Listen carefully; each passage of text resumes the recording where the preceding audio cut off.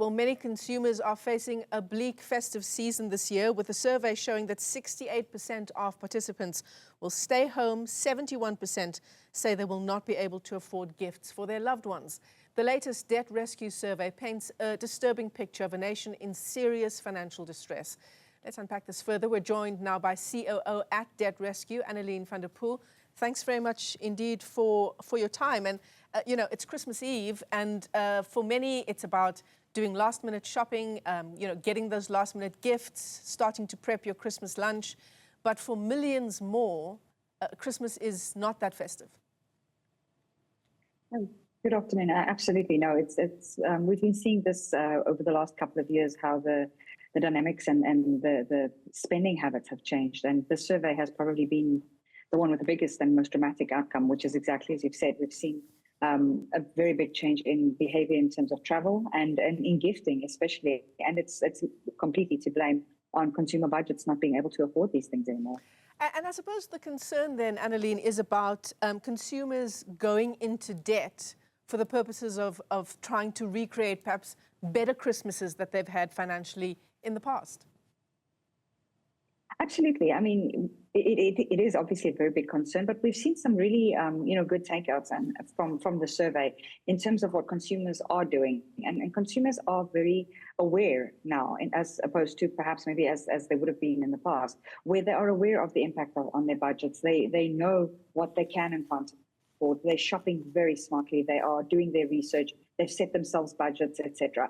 But the reality is, for many of them, that then means things like cutting out on gifting, etc. But definitely, there's massive strain, and it does have an impact on how they celebrate the festive season. Yeah, that one line, I'm just looking at some of the findings of the survey, but the fact that so many South Africans, 71%, saying that they will give up on any gifting purchases at all, that's huge.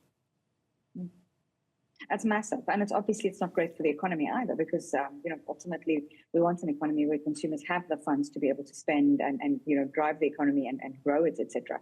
But not at the cost of debt that's unaffordable. And unfortunately, for many consumers, what that means is they have to, we've been monitoring various trends, and they have to quite literally make a decision between putting food on their table and gifting. And for many consumers, it's just becoming the situation where they realize that if they had to gift, it would probably mean they'd have to cut somewhere else in their budget, and very likely it would come at the cost of putting food on the table. So consumers are rather, changing their habits now and saying we're focusing on the more important things and trying to avoid unnecessary debt where they can. Yeah, absolutely.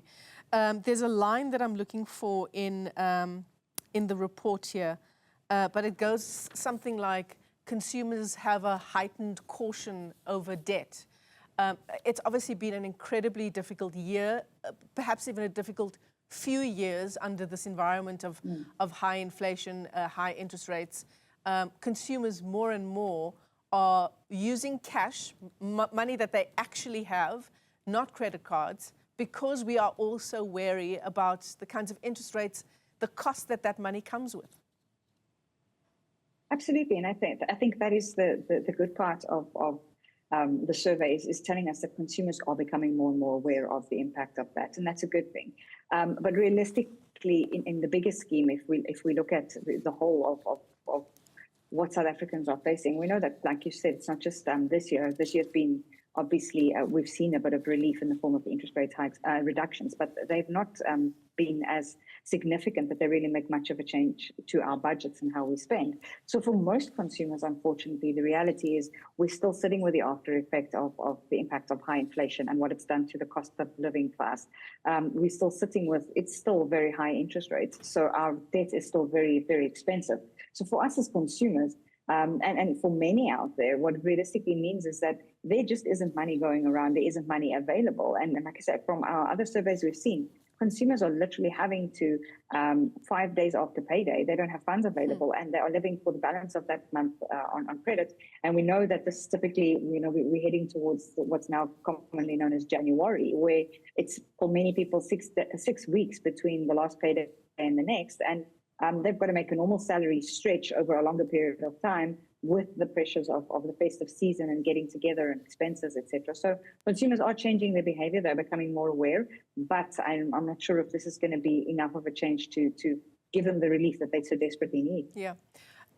And for those consumers who are still, like many consumers, buckling under the financial strain, not only of the season, but just of the environment that we've just talked about, if they are still going out on a limb to try and do Christmas the way they've always done, despite unaffordability, what's the reason behind that? I think there's still a lot of social pressure. I think there's still a lot of, situations where people don't want others to know how difficult it is for them financially, and that there's still, I guess, to a degree of maybe shame or guilt attached to not being able to afford it. But, I think this is where we've got to look at the statistics and look at what the reports are telling us. And that's that almost 40% of credit active consumers are struggling financially. They've got impaired credit records. So it means that they are struggling. And we've got to change our mindset where we be a bit more open and just say, listen, I can't afford this. And I think we'd be very surprised when we start speaking that way, that we'll realize that the other people might reciprocate and say, you know what, I'm in agreement with you. Let's change some of our habits. Let's maybe not have this, put the burden on everybody, or on one person, and everybody comes in and eats at their house, and, bring and share, or Secret Santa as opposed to buying for everybody. I think it's just a question of us having to be honest and say, listen, guys, it's tough out there. My budget's it's stretched to the maximum. Can we make some changes to the way we do things? Absolutely. Have those honest conversations with family and friends. Because as you say, you were talking about January. People also sort of joke, but it's probably the worst kind of joke, that January is 2 months long, because that's the kind of pressure consumers are under after the festive season, going into the new month, preparing for the new school term and all of the costs that comes with. There's enormous pressure on consumers at this time of year and at the start of the new year. Absolutely. I mean, as you've rightfully said, the moment January starts, we've got to start thinking, if we've still got kids at school, thinking about all the expenses that comes with. But I think there's also some good takeaways that we can do from this festive season and what it offers. I mean, we know we are being inundated with massive amounts of marketing, with specials on just about everything you can think of.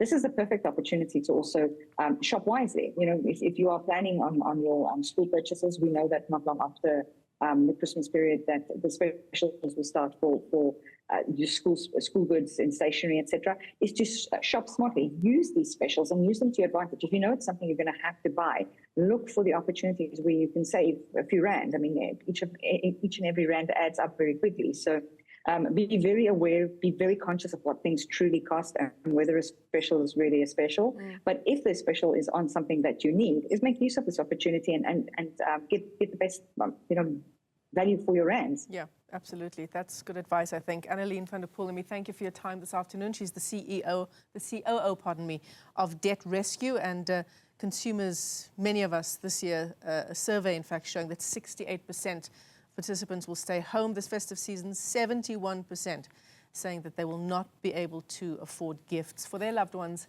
at all this Christmas.